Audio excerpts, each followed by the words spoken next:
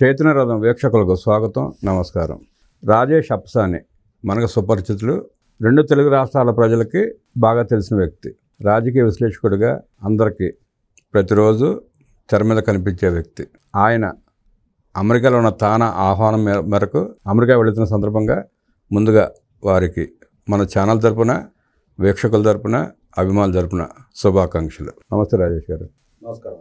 Vetapalem to America via Hyderabad, మీ జీవన ప్రయాణాన్ని, విశ్లేషకుడిగా మీ అనుభవాలని ప్రేక్షకులతో, మా వీక్షకులతో పంచుకోండి. అంటే విశ్లేషకుడిగా నా ప్రస్థానం గురించి చెప్పాలి అని అంటే 2021 నుంచి రాజకీయ విశ్లేషణ స్క్రీన్ ముందు చేయటం మొదలుపెట్టాను నేను. వాస్తవంగా రాజకీయ పరంగా నా ప్రయాణం గురించి చెప్పాలి అని అంటే చిన్నతనం నుంచి మీరు విశ్లేషకుడిగా కంటే కూడా అంతకుముందు నుంచి సోషల్ మీడియా ప్లాట్ఫామ్లో యాక్టివ్గానే ఉండేవారు. అవును, గత 10-15 సంవత్సరాల నుంచి సోషల్ మీడియా ప్లాట్ఫామ్స్ మీద క్రియాశీలకంగా కూడా గ్రామ స్థాయిలో కూడా నేను చాలా సుదీర్ఘకాలం గ్రామ స్థాయిలో నాయకత్వం వహించాను నేను. అంటే ఈ ప్రస్థానం గురించి చెప్పాలి అని అంటే 1990లో గుంటూరు జేకేఎస్ కాలేజీలో నా డిగ్రీ అయిపోయింది. డిగ్రీ అయిపోయిన తర్వాత నేను లా సెట్ రాసి లాకి వెళ్ళాలనేది నా ఆలోచన. కానీ అనుకోకుండా అప్పటి కొన్ని అనుకోని పరిస్థితుల్లో 1991లో గుంటూరు నుంచి ఊరు షిఫ్ట్ అవ్వాల్సి వచ్చింది.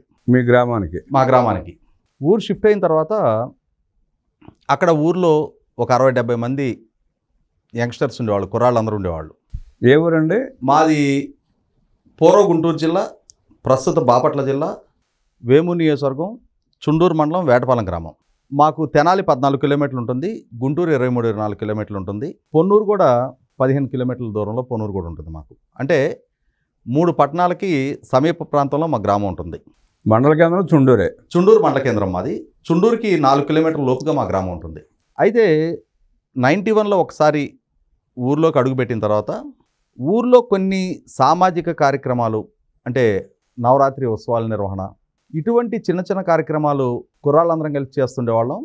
92-93లో అప్పట్లో ఏమైందంటే మట్టి రోడ్లు. వర్షాకాలం తెనాలి నుంచి మాకు మా గ్రామానికి బస్సులు రావాలన్నా కూడా ఆ రోడ్లు మొత్తం గుంటలు పడిపోయి, ముఖ్యంగా వలివేరు మా ఊరు మధ్య సుమారు 5 కిలోమీటర్ల దూరం ఉంటుంది. వలివేరు వరకు బస్సులు ఆగిపోయాయి. మా ఊరు రావాలంటే బస్సు వాళ్ళు రావడానికి నిరాకరించేవాళ్ళు. అంటే రోడ్ల పరిస్థితి అలా ఉండేది. అటువంటప్పుడు మేము కుర్రాళ్ళందరం కలిసి ఊర్లో ట్రాక్టర్లో ఉన్న ఓనర్లని ట్రాక్టర్లు అడిగి మేము శ్రమదానం చేసి ఆ గోతులు మేమే పూడ్చి తెనాలి డిపో మేనేజర్ దగ్గరికి వెళ్ళి బస్సులు రప్పించేవాళ్ళం. ఇటువంటి కార్యక్రమాలు నేను ఏది నిర్ణయం తీసుకుంటే కుర్రాళ్ళు మొత్తం నన్ను అనుసరిస్తూ ఉండేవాళ్ళు. సో దాంతో 1993లో నెల్లూరు దోపగుంట రోసమ్మ గారి ఆధ్వర్యంలో సారా వ్యతిరేక ఉద్యమం వచ్చినప్పుడు కూడా మేము చాలా క్రియాశీలకంగా వ్యవహరించాం. సారా ఉద్యమంలో భాగంగా మా ఊరు సర్పంచి గంట వీర్రాఘవ చౌదరి, మీకు ఇంకా వివరంగా చెప్పాలి అంటే ఇప్పుడు ఆలపాటి రాజా గారు ఉన్నారు కదా, రాజా గారి భార్య మాధవి గారిది మా గ్రామే. మా ఇంటి వెనక ఇల్లు, నాకు మామయ్య కూతురు. మాధవి గారికి స్వయాన మేనమామ. ఆయన మా ఊరు సర్పంచి.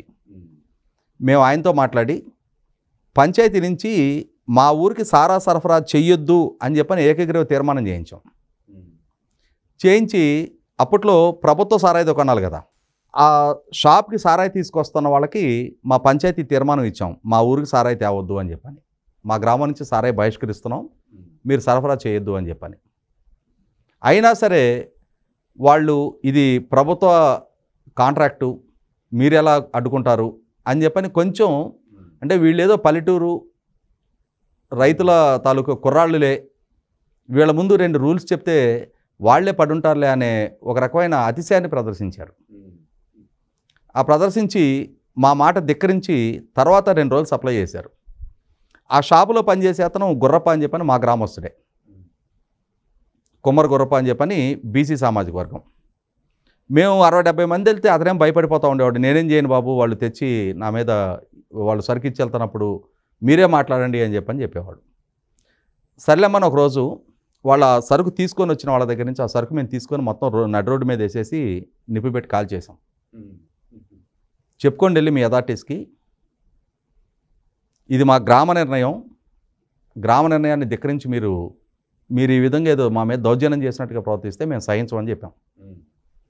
మరుసటి రోజు ఎక్సైజ్ డిపార్ట్మెంట్ నుంచి బహుశా అంటే నాకు తెలిసి అసిస్టెంట్ సూపరింటెండెంట్ స్థాయి అధికారి నుంచి మొత్తం అందరూ మా ఊరు వచ్చారు. వచ్చి ఆయన మా బాబాయ్ సర్పంచ్ గారు వాళ్ళ ఇంట్లో మీటింగ్ పెట్టి మమ్మల్ని అందరినీ పిలిచారు. పిలిచిన తర్వాత అక్కడ ఆయన ఎక్సైజ్ అధికారులకి మాకు 1-to-1 గట్టిగా ఆర్గ్యుమెంట్ జరిగింది. మీరు ప్రభుత్వ ఆదేశాలను ధిక్కరిస్తున్నారు, మీ మీద కేసు నమోదు చేయాల్సి ఉంటుంది అని చెప్పాడు ఆయన. పంచాయతీ కూడా లోకల్ గవర్నెన్సే. పంచాయతీ నుంచి ఒక తీర్మానం చేసినప్పుడు దాన్ని గౌరవించి తీరాల్సిన బాధ్యత మీకు ఉంటుంది.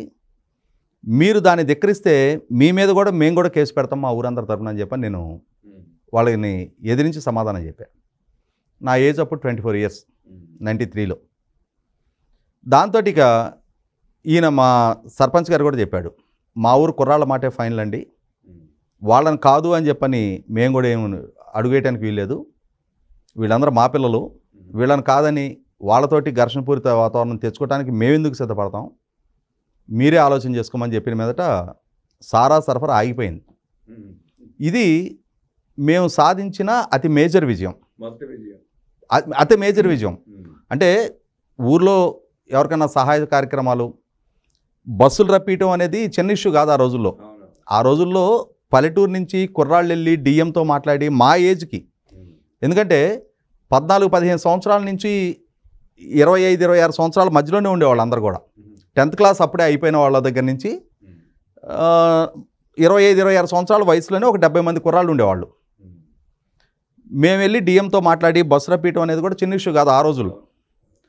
అటువంటి స్టేజ్లో ఏమైందంటే 94 వచ్చేటప్పటికి 94 డిసెంబర్లో అసెంబ్లీ ఎలక్షన్స్ ఉన్నాయి. మాకు మా నియోజకవర్గం నుంచి ఆలపాటి ధర్మారావు గారు కాంగ్రెస్ పార్టీ నుంచి ఆయన చాలా శాఖలు నిర్వహిస్తూ నాటి ప్రభుత్వంలో మంత్రిగా ఉన్నారు. అటువంటి సందర్భంలో 94 మార్చిలో నన్ను గ్రామ తెలుగుదేశం పార్టీ అధ్యక్షుడిగా ఎన్నుకున్నారు. ఫస్ట్ టైం నాకు 24 నుండి 25 సంవత్సరం నడుస్తూ ఉంది. అప్పుడు ఒక రకంగా మాట్లాడుకుంటే చాలా పెద్ద బాధ్యత, చాలా చిన్న వయసులో నా మీద ఒక నమ్మకంతో నా మీద పెట్టారు ఆ రోజున. ఆనాటికి మా ఊర్లో ఒక 3-4 మాజీ సర్పంచ్లు ఉండేవారు. అందులో ఒక ఆయన మాజీ సమితి ప్రెసిడెంటు. ఇంతమంది సీనియర్లు ఉండగా ఆ బాధ్యత నా మీద పెట్టడం జరిగింది. నేను కూడా ఇంత చిన్న వయసులో ఇంత బాధ్యత నా మీద పెట్టినప్పుడు దాన్ని ఎట్టి పరిస్థితుల్లో దుర్వినియోగం చేయకూడదు, నా వల్ల ఊరికి మేలు జరగాలి, నా మీద బాధ్యత పెట్టి నాకు ఆ నాయకత్వాన్ని ఆమోదించిన గ్రామస్తులకు మేలు జరగాలి, పార్టీకి మేలు జరగాలనేది ఆ చిన్న ఏజ్లో నేను నిర్ణయించుకున్నా. చాలా డెడికేటెడ్గా లాయల్గా నేను పనిచేయడం జరిగింది. ఆలపాటి రాజా గారు 94లో ఆయనకి టికెట్ ఖరారైంది. ఫస్ట్ టైం జిల్లా తెలుగుదేశం అధ్యక్షుడిగా. సో మా ఊరు అల్లుడు, మాకందరికీ సన్నిహిత సంబంధాలు ఉండటంతో మేము మరింత ఓన్ చేసుకొని పనిచేయడం జరిగింది. ఆ చుట్టుపక్కల 4-5 గ్రామాలు కూడా మేము బాధ్యత తీసుకొని ఎన్నికల నిర్వహణ మొత్తం కూడా మా గ్రామస్తుల మీద చూడటం జరిగింది. దాంతో ఏమైందంటే ఆ చిన్న ఏజ్ నుంచి నేను ఆ స్థానిక నాయకుడిగా ఎస్టాబ్లిష్ అవటం, అంతకు ముందు చిన్న వయసు నుంచి కూడా స్థానిక రాజకీయాల పట్ల ఆసక్తి ఉండటంతో నా కళ్ళ ముందు జరుగుతున్న ప్రతి సీక్వెన్స్లో నా ఇన్వాల్వ్మెంట్ ఉండటంతో ఆ గ్రామస్థాయి రాజకీయాలు ఎలా ఉంటాయి, ఏంటి, అక్కడ గ్రామస్థాయి పరిపాలనా వ్యవహారాలు, వీటన్నిటి గురించి నాకు చాలా స్పష్టమైన అవగాహన ఉండేది. నా ఇన్వాల్వ్మెంట్ తోటే జరిగేది. చంద్రబాబు నాయుడు గారు 1995లో వారు ముఖ్యమంత్రిగా ప్రమాణ స్వీకారం చేసిన రోజు, అంటే వాస్తవంగా 94లో రాజా గారు గెలిచిన నాడు ఆయన డిక్లరేషన్ తీసుకున్న తర్వాత మొట్టమొదటి మా ఊరే తీసుకొచ్చాం.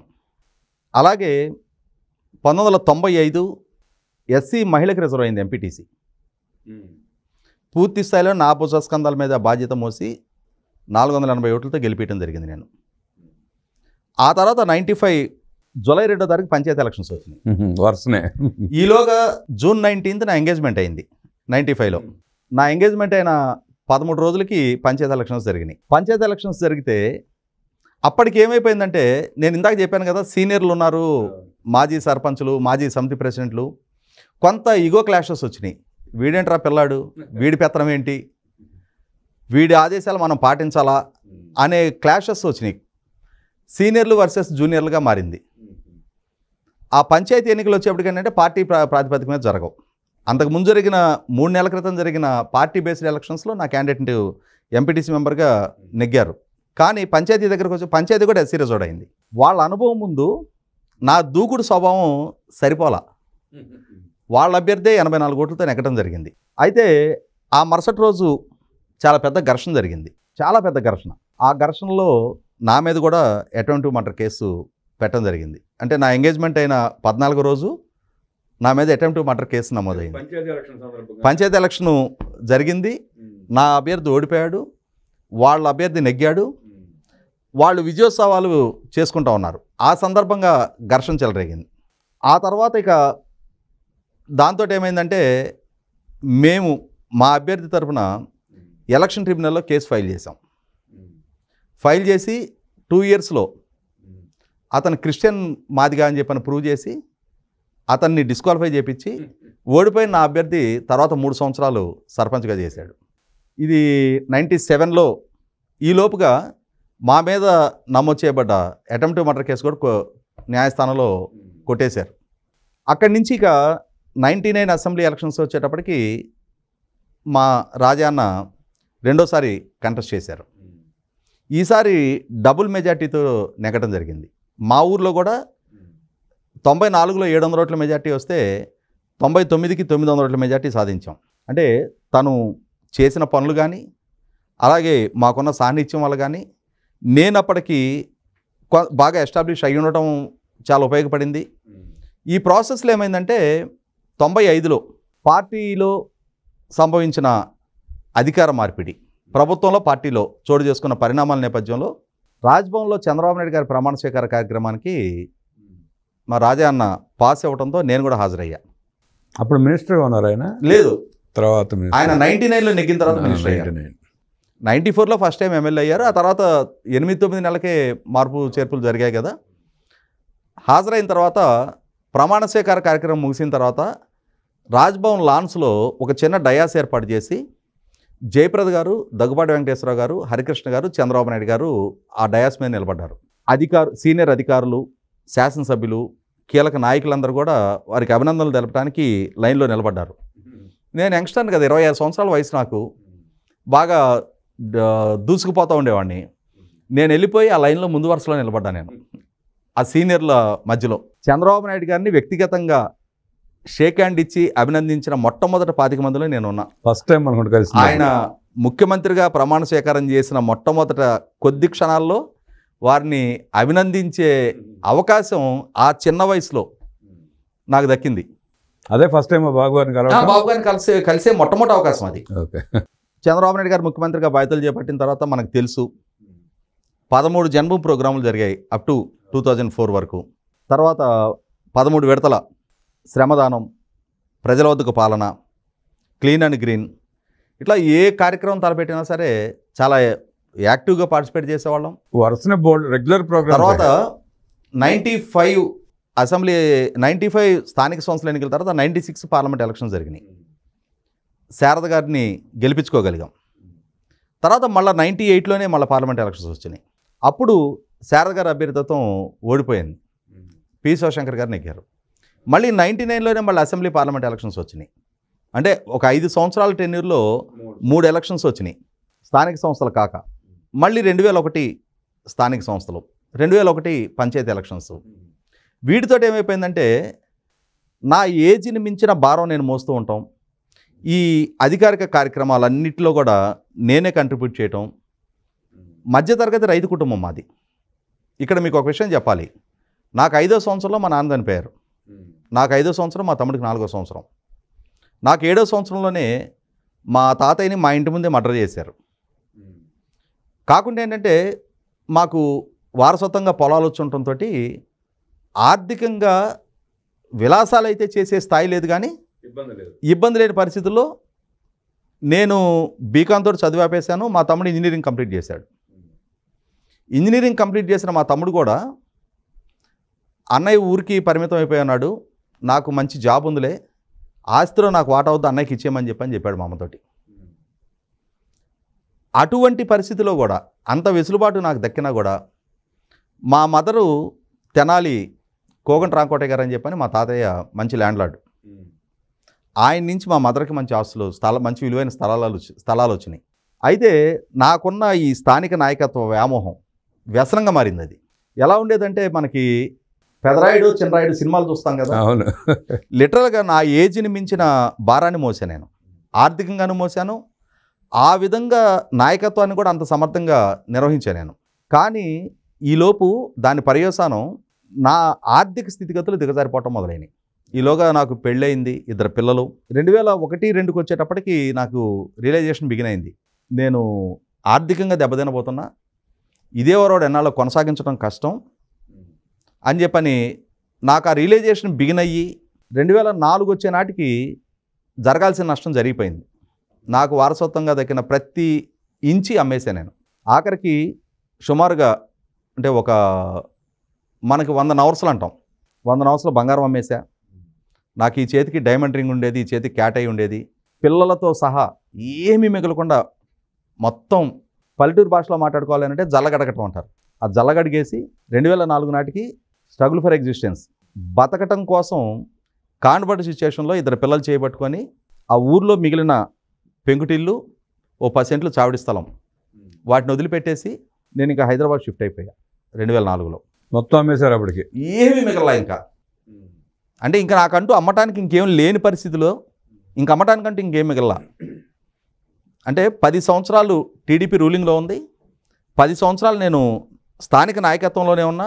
నేను ఒక పంచాయతీ వార్డు మెంబర్ కూడా కంటెస్ట్ చేయలే. కేవలం అక్కడ నాయకుడు ఎవరు అంటే రాజేష్. ఆ ఒక్క పిలుపు కోసం అది ఒక వ్యసనంగా మారి ఎవరు ఇంటికి వస్తే వాళ్ళకి సహాయం చేసేవాడిని. పెళ్ళిళ్ళు, చదువులు, అనారోగ్యం, ఎవరికి ఏ కష్టం ఉందంటే దాన్ని నా భుజాన్ని వేసుకొని నేను వాళ్ళని వెంట పెట్టుకొని తీసుకెళ్ళి నా ఖర్చులతో వాళ్ళకి ఆ పనులు చేసి పెట్టొచ్చేవాడిని. ఏ కార్యక్రమం చేసినా బోల్డ్ ఖర్చు అవుతుంది. ఇవాళ అంటే రూపాయి అక్కడ పొలాల మీద వచ్చే ఆదాయాన్ని మించి ఎన్నో రెట్లు ఖర్చు పెట్టుకుంటూ వెళ్ళటం మూలాన దాని పర్యవసానం అంటే దాన్ని ఫైనాన్షియల్ ఇండిసిప్లిన్ అంటాం.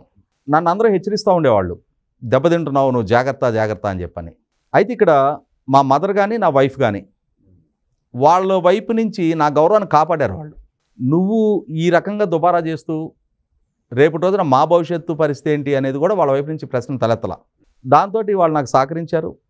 నేను ఆస్తులన్నీ అమ్మేసి అప్పులు కట్టి ఊరు వదిలిపెట్టి వచ్చా.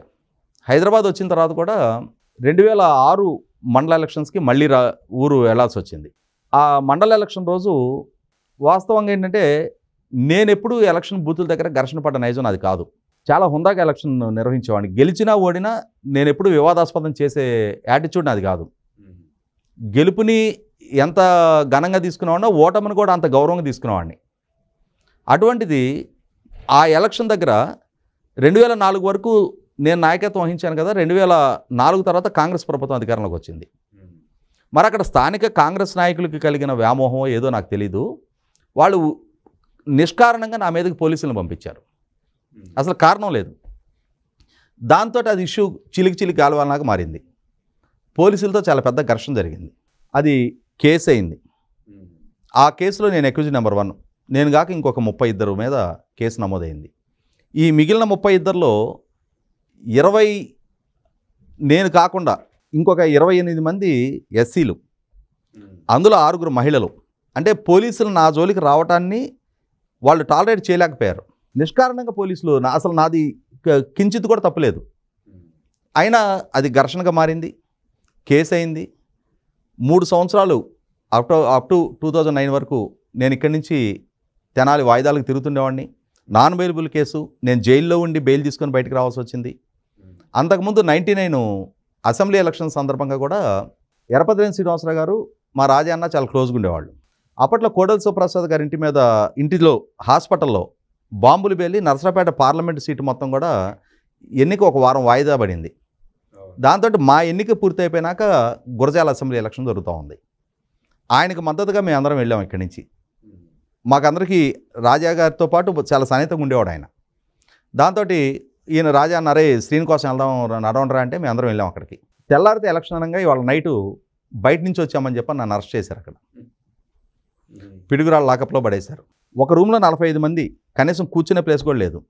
నైట్ 2 o'clockకి సెల్లో వేస్తే మరుసటి రోజు ఎలక్షన్ అయిపోయినాక సాయంత్రం 5 గంటలకి, అప్పటి వరకు నేను నిలుగాళ్ళ మీద నిలబడే ఉన్నా, ఎలక్షన్ అయిపోయినాక 5 గంటలకు వదిలిపెట్టారు. తర్వాత ఇది రెండో జైలు అనుభవం. ఈ ఎస్ఐతో జరిగిన కేసు విషయం జైల్లో ఉండి బెయిల్ తీసుకొని బయటకు వచ్చాం. 3 సంవత్సరాలు తిరిగిన తర్వాత అక్టోబర్ 22, 2009 జడ్జిమెంట్ ఇస్తూ A1, 2, 3 మీ ముగ్గురు కన్విక్టెడ్, మిగిలిన 31 మందిని ఎక్విటల్ చేస్తున్నామని చెప్పారు. మిగిలిన 30 మంది వాళ్ళందరినీ విడుదల చేస్తున్నాం, మీ ముగ్గురు కన్విక్టెడ్. నేను జడ్జి గారిని రిక్వెస్ట్ చేశాను. అంటే జైలు శిక్ష ఖరారు చేయబోతా ఉన్నారు. జడ్జి గారిని రిక్వెస్ట్ నేనే పర్సనల్గా మాట్లాడితే అప్పుడు తలా 5,000 రూపాయలు ఫైన్ తోటి ముగిచ్చారు. బతుకు చూడు అనుకుంటా తలా 5,000 ఫైన్ కట్టి మళ్ళీ జైలుకి వెళ్ళే అవసరం లేకుండా బయటకు వచ్చాం. ఇప్పటికీ నా లైఫ్లో, నా కెరీర్లో కన్విక్టెడ్గా నాకు అది బ్లాక్ మార్కే. 2019 అసెంబ్లీ ఎలక్షన్ సందర్భంగా కౌంటింగ్ ఏజెంట్గా నకానంద్ బాబు గారి తరపున నేను వెళ్ళాలి. అయినా సరే దీని కారణంగా నాకు పోలీస్ క్లియరెన్స్ ఇవ్వలేదు. అదొక ఇష్యూ. ఇక పార్ట్ అయిపోయిన తర్వాత 2014 ఎన్నికలకు ముందు నా వైఫ్ అక్కడ ఎంపీటీసీగా కంటెస్ట్ చేసింది. 14 ముందు అంటే 2014 మే 4 అసెంబ్లీ ఎలక్షన్స్, ఏప్రిల్ 6వ తారీఖు స్థానిక సంస్థల ఎన్నికలు ఉన్నాయి. మహిళకి రిజర్వ్ అయింది. నా వైఫ్ శ్రీదేవి తోటి నామినేషన్ వేయించాము అక్కడ. కాకపోతే ఏమైందంటే కౌంటింగు అసెంబ్లీ ఎలక్షన్స్ ఉండడం వల్ల కౌంటింగ్ వెంటనే జరగల. మార్చి 30 మున్సిపల్ ఎలక్షన్స్ జరిగినాయి, ఏప్రిల్ 6 స్థానిక సంస్థల ఎన్నికలు జరిగినాయి, మే 4 అసెంబ్లీ పార్లమెంట్ ఎలక్షన్స్ ఉన్నాయి. అన్ని ఎన్నికలు కలిపి మేలోనే కౌంటింగ్ జరిగాయి. మే 13 జరిగిన కౌంటింగ్లో 352 ఓట్లతో తను విన్ అవడం జరిగింది. దాంతో మళ్ళొక్కసారి మరి 10 సంవత్సరాలు నేను ఊళ్ళో లేకున్నా, నా మీద అంత నమ్మకంతో, నా దగ్గర రూపాయి చేతిలో లేకున్నా, నా నుంచి రూపాయి ఆశించకుండా అంత అభిమానం చూపించిన ఊరు పట్ల మరింత బాధ్యతతో పనిచేయాలని చెప్పని 2014, 19 టీడీపీ రూలింగ్లో ఉంది. మరి మనల్ని గెలిపించున్నారు. మళ్ళీ 5 సంవత్సరాలు పూర్తిస్థాయి బాధ్యతలు నేనే మోసా. నా దగ్గర స్తోమత ఉన్నా లేకపోయినా మనకు మనం పులుంకున్నది మనకు మనం అంటే నువ్వే వచ్చి పోటీ చేయాలని నన్ను ఎవరు కంపెల్ చేయలే. కానీ అసెంబ్లీ ఎలక్షన్స్ రాబోతున్నాయి. అసెంబ్లీకి మంచి మెజార్టీ రావాలి అని అంటే అక్కడ కంపల్సరీ సరైన ఎన్నిక స్థానిక సంస్థలో జరగాలనే ఉద్దేశంతో నేను ఇక్కడి నుంచి వెళ్ళి పోటీ చేయడం జరిగింది. ప్రజల అభిమానం చూపించిన తర్వాత 5 సంవత్సరాలు బాధ్యత నిర్వహించాల్సి వచ్చింది. ఇక్కడ మీకు ఒక విషయం చెప్పాలి. 2019 అసెంబ్లీ ఎన్నికల్లో రాష్ట్రం మొత్తం జగన్ రెడ్డి గాలి వీసింది. మా వేమూరు కాన్స్టెన్సీ కూడా నక్కానంద్ బాబు గారు ఓడిపోయారు. మా చుండూరు మండలం 5,000 పైగా మెజార్టీ వైసీపీకి వచ్చింది. Booth number 16 and 17 of Vemuru constituency, మా ఊరు 2 బూతులు కలిపి 400 ఓట్ల మెజార్టీ తీసుకురావడం జరిగింది టీడీపీకి. అది నా మీద, నాకు ఆ గ్రామస్తులతో ఉన్న అటాచ్మెంటు, వాళ్ళు నాకు ఇచ్చిన విలువ. అలాగే నక్కానంద్ బాబు గారు కూడా మా ఊరికి చేసిన పనులు అన్నీ కలగలిసి ఆ విధమైన తీర్పు ఇచ్చిన తర్వాత మళ్ళీ 2020 మళ్ళీ స్థానిక సంస్థల ఎన్నికలు వచ్చినాయి. ఆనందబాబు గారు ఫోన్ చేసి ఈసారి ఎంపీటీసీ జనరల్ అయింది, నన్ను కంటెస్ట్ చేయమన్నారు. నేను వెళ్ళి నామినేషన్ వేసా. డోర్ టు డోర్ క్యాంపెయినింగ్ నడుస్తూ ఉండగా డాక్టర్ నిమ్మగడ్డ రమేష్ గారు ఎన్నిక వాయిదా వేశారు కరోనా కారణంగా. ఒక 4 రోజులు ఉండి హైదరాబాద్ వచ్చేసాం. ఆ తర్వాత ఈ కరోనా కారణంగా వాయిదా పడింది. జగన్మోహన్ రెడ్డి గారి వికృత పోకడలు, పాలకుడికి ఆయన తీసుకుంటున్న నిర్ణయాలు, ఆయన అమలు చేస్తున్న పాలనా తీరు, ఆయన విధానాలు, భావప్రకటన స్వేచ్ఛను అణిచివేస్తున్న తీరు, వీటన్నిటి పట్ల నాలో నాకు తెలియకుండానే ఒక భావావేశం కలుగుతూ ఉండేది. చూస్తే అంటే ఇటువైపు నుంచి పెద్దగా స్పందన వ్యక్తం కావడంలా ఆయన అణిచివేత ద్వారంతో చాలామంది నాయకులు భయపడతా ఉన్నారు. నిర్బంధం ఎక్కడికక్కడ టీడీపీ సోషల్ మీడియా చాలా క్రియాశీలకంగా పనిచేస్తూ ఉంది. కేసులు అవుతూ ఉన్నాయి, అరెస్టులు చేస్తూ ఉన్నారు, కస్టడీలు టార్చర్కి గురి చేస్తూ ఉన్నారు. అయినా సరే భయపడకుండా ఒకటి మీద కేసు పెడితే ఇంకొక 4 ముందుకొచ్చి ప్రభుత్వానికి వ్యతిరేకంగా పోస్టులు పెడతా ఉన్నారు. అటువంటి టైంలో జగన్మోహన్ రెడ్డి గారి పాలసీస్ గురించి, ఆయన పాలనా తీరు గురించి నాకు కూడా ఎవరో ఒకళ్ళు గొంతెత్తి మాట్లాడాలి అని అనిపిస్తుండేది. అప్పుడు మా ఇంట్లో సోఫాలో కూర్చొని ఫేస్బుక్లో లైవ్ స్ట్రీమ్ ఆన్ చేసి నాకు తోచింది నేను చెప్పాలనుకున్నది నా ఫోన్ ఇట్లా పట్టుకొని నేను నా అభిప్రాయాన్ని వ్యక్తం చేస్తుండేవాడిని. ఒక్కొక్కసారి 2-3 నిమిషాలు మాట్లాడేవాడిని, ఒక్కొక్కసారి ఆ టాపిక్ని బట్టి 10-12 నిమిషాలు అయ్యేది, ఒక్కొక్కసారి 20 నిమిషాలు కూడా మాట్లాడేవాడిని. అయితే ఏంటంటే నేను ఫేస్బుక్లో ఉన్న నా ఫాలోయర్సు, నా ఫ్రెండ్ లిస్ట్లో ఉన్న వాళ్ళు చూస్తే చాలని చెప్పని అనుకునేవాడిని నేను. ముందు ఒక మెసేజ్ కన్వే అవుతుంది, మనం చెప్పాలనుకున్నది నలుగురికి రీచ్ అవుతుంది కదా అని చెప్పని అనుకునేవాడిని నేను. అయితే ఏమైందంటే నాకు తెలియకుండానే ఆ ఫేస్బుక్లో నేను మాట్లాడిన ఆ వీడియో కంటెంటు గ్రాడ్యువల్గా యూట్యూబ్ ఛానల్స్ వాళ్ళు దాన్ని డౌన్లోడ్ చేసి వాళ్ళ ఛానల్స్లో, అంటే వాళ్ళకి నా పేరు తెలియదు, నా ఊరు తెలియదు, ఒక సామాన్యుడి స్పందన అని చెప్పని యూట్యూబ్లో వాళ్ళు పోస్ట్ చేయటం మొదలుపెట్టారు. అవి ఏమైందంటే గ్రాడ్యువల్గా 4 వీడియోలు 10 వీడియోలు దాటిన తర్వాత కొంచెం కొన్ని కంటెంట్లు ఎక్కువగా వైరల్ అవటం మొదలుపెట్టినాయి. అప్పుడు లియో ఛానల్ వీళ్ళు మొట్టమొదటగా నా కాంటాక్ట్ నెంబరు సంపాదించి వాళ్ళు నన్ను కాంటాక్ట్ చేశారు. మీ వీడియోలు చూస్తున్నాము, మీరు మా ఛానల్లో మాట్లాడగలరా అని చెప్పని. తెలుగుదేశం కేంద్ర కార్యాలయం మీద వైసీపీ దాడి చేసిన మరుసటి రోజు ఆ టాపిక్ గురించి నేను మాట్లాడిన మొట్టమొదటి యూట్యూబ్ వీడియో 2021 అక్టోబర్ 20, అక్టోబర్ 19 వాళ్ళు దాడి చేశారు. అక్టోబర్ 20 తారీఖు దాని గురించి నేను మాట్లాడిన మొట్టమొదటి వీడియో. ఆ వీడియోలో నేను ఫస్ట్ టైం కెమెరా ముందు కూర్చొని మాట్లాడటం. నాకు అంతకుముందు ఎక్స్పీరియన్స్ లేదు. నేను చదివింది బీకామ్ చదివాను, పల్లెటూరులో వ్యవసాయం చేశాను, స్థానిక నాయకత్వంలో పాల్గొన్నా. అంతకు మించి నాకు ఎక్స్పర్టైజ్ ఏం లేదు. కాకుంటే నాయకుడిగా చిన్నప్పటి నుంచి నాకు స్టేజ్ ఫియర్ లేకుండా మాట్లాడటం, 10 మందిని అడ్రస్ చేయటం అనేది నాకున్న అనుభవం, అవగాహన. అదే సందర్భంలో పబ్లిక్ ఫోరంలో మనం హుందాగానే మాట్లాడాలి, మనం చెప్పాలనుకున్న కంటెంట్కే కన్ఫైన్ అవ్వాలి, అబ్యూజివ్ లాంగ్వేజ్ వాడకూడదు, పర్సనల్ అటాక్ చేయకూడదు అనేది నేను మొట్టమొదటి రోజు నుంచి నాకు నేను పెట్టుకున్న నియమాలు. ఎందుకంటే ఇవాళ వ్యక్తిత్వాన్నాలకు పాల్పడటం మొదలు పెడితే చాలా షార్ట్ స్పాన్లో మనకి చాలా గ్లామర్ వస్తుంది, చాలామంది ఆహా ఓహో అంటారు. కానీ జగన్మోహన్ రెడ్డి గారు లాంటి ప్రభుత్వాన్ని ఢీకొనాలి అని చెప్పని డిసైడ్ అయిన తర్వాత మన వాయిస్ సుదీర్ఘకాలం వెళ్తే తప్ప జగన్మోహన్ రెడ్డి గారి నుంచి ఈ రాష్ట్రానికి విముక్తి దక్కే వరకు మన వాయిస్ క్యారీ చేయాలి అని అంటే కొన్ని లిమిటేషన్స్ మనకు మనం పెట్టుకోవాల్సిందే. వాళ్ళ పోలీసులకో వాళ్ళ కేసులకో మనం బలయ్యే పరిస్థితి వస్తే మన వాయిస్ ఆగిపోద్ది. అది కాకూడదని చెప్పి నాకు నేను నియమం పెట్టుకున్నా. దాంతో ఏంటంటే నేను ఒక యూట్యూబ్ ఛానల్లో మాట్లాడటం మొదలుపెట్టిన తర్వాత, దాంట్లో రీచ్ రావటం మొదలుపెట్టిన తర్వాత 2, 3, 4 ఇలా గ్రాడ్యువల్గా యూట్యూబ్ ఛానల్స్ వాళ్ళందరూ పిలవటం మొదలుపెట్టారు. ఆ సమయంలో మీరే ఎక్కువ పార్టిసిపేట్ చేసేవాళ్ళు అనుకుంటా. అవును. నాకు తోడు అడుసుమల్లి శ్రీనివాసరావు గారు. అవును, మీ ఇద్దరు. అడుసుమల్లి శ్రీనివాసరావు గారు నాకన్నా ఇంకొక 3 వారాల ముందు నుంచి ఆయన మాట్లాడుతుండేవారు. మేమిద్దరం ఒకే ప్రాంతంలో ఉంటాం, మాకు వ్యక్తిగతంగా పరిచయం ఉంది. అప్పటికే ఫేస్బుక్లో మేము కనెక్ట్ అయి ఉండేవాళ్ళం, చాలా క్లోజ్ యాక్సెస్లో మా ఇద్దరు ఇల్లు కూడా ఉంటాయి. దాంతో ఏమైందంటే శ్రీనివాసరావు గారికి ఏదైనా ఒక ఛానల్ నుంచి పిలుపు వస్తే ఆయన రాజేష్ గారు కూడా బాగానే మాట్లాడతారు, ఆయన కూడా పిలవండి అని చెప్పేవారు. నన్ను ఏదైనా ఛానల్ వాళ్ళు పిలిస్తే శ్రీనివాసరావు గారు బాగా మాట్లాడతారు, ఆయన కూడా పిలవండి అని చెప్పేవాళ్ళం. ఇలా ఇక మా ఇద్దరి మధ్య కూడా వ్యక్తిగతంగా సాన్నిధ్యం మొదలైంది.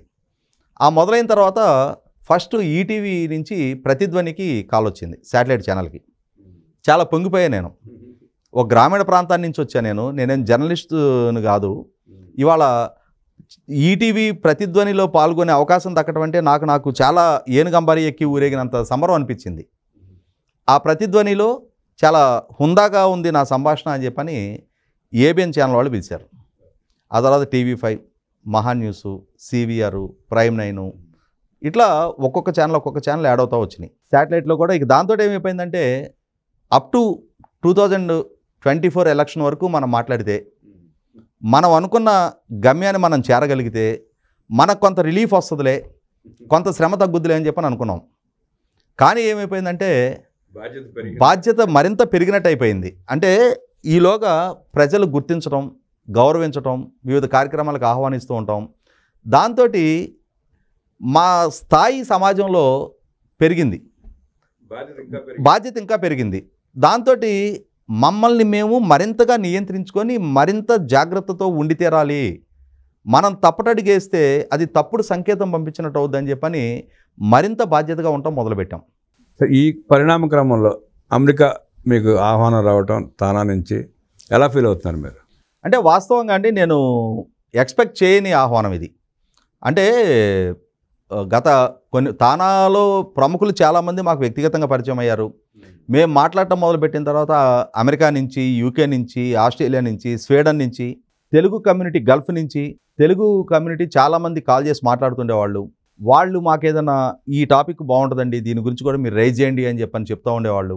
అలాగే మేము మాట్లాడిన సో వీడియో చాలా బాగుందండి, దాంట్లో మీరు స్ట్రెస్ చేసిన పాయింట్ చాలా బాగుంది అని చెప్పని మమ్మల్ని అభినందిస్తుండేవాళ్ళు.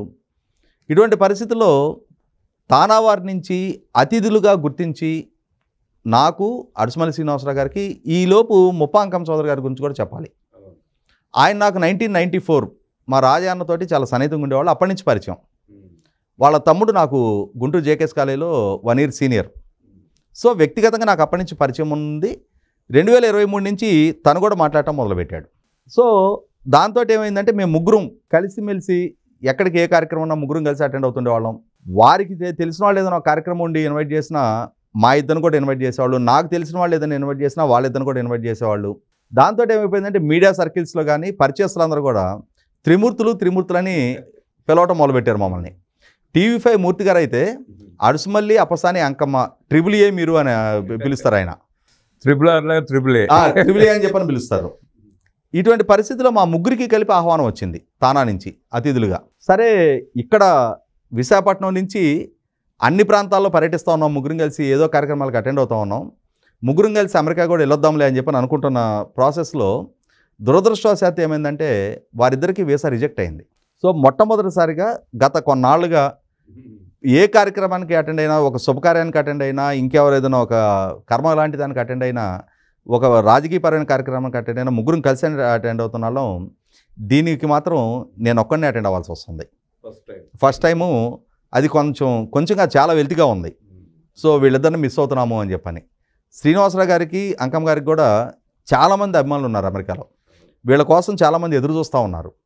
ఇటువంటి పరిస్థితిలో వాళ్ళకి కూడా అరే వీళ్ళు రాలేకపోతున్నారే అని చెప్పని ఒక డిసప్పాయింట్మెంట్ ఉంది. కలిసి వెళ్ళలేకపోతున్నామని చెప్పని నాకు కూడా డిసప్పాయింట్మెంట్ ఉంది. కానీ నేను అనుకోవటం ఏంటంటే తానా నుంచి దక్కిన ఈ ఆత్మీయ ఆహ్వానం అనేది ఒక గ్రామీణ ప్రాంత వాతావరణం నుంచి వచ్చి, రైతు కుటుంబం నుంచి రైతుగా నేను హైదరాబాద్ షిఫ్ట్ అయ్యే వరకు నేను చాలా సీరియస్గా వ్యవసాయం కూడా చేసేవాడిని. స్థానిక రాజకీయాల్లో ఎంతగా నిమగ్నమై ఉన్నా నేను వ్యవసాయం చేసేవాడిని, కూరగాయలు పండించేవాడిని. హైదరాబాదు రెగ్యులర్గా నేను పండించిన కూరగాయలు ఇక్కడ వరకు DCMలో పంపిస్తుండేవాడిని. కాకుంటే ఏమైందంటే వ్యవసాయంలో నాకు సంవత్సరానికి 5 లక్షల ఆదాయం వస్తే ఆ స్థానిక రాజకీయాల్లో సంవత్సరానికి 15 లక్షలు ఖర్చు పెట్టేవాడిని.